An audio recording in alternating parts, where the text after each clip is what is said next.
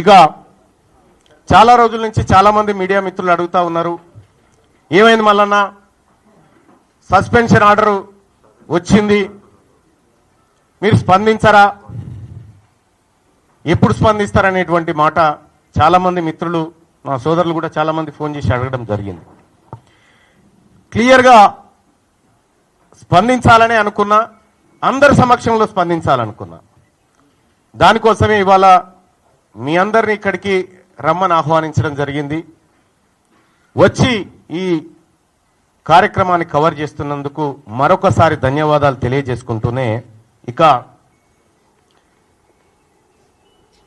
గౌరవ ముఖ్యమంత్రి రేవంత్ రెడ్డి గారు నన్ను కాంగ్రెస్ పార్టీ నుంచి బయటికి పంపించడం ద్వారా ఏదో జరిగిపోతుంది, ఇక బీసీ ఉద్యమం ఆగిపోతుంది, బీసీలు ఇంకెవరు మాట్లాడరు అనేటువంటి భ్రమలు మీకేమన్నా ఉంటే తొలగించుకోరు. అవి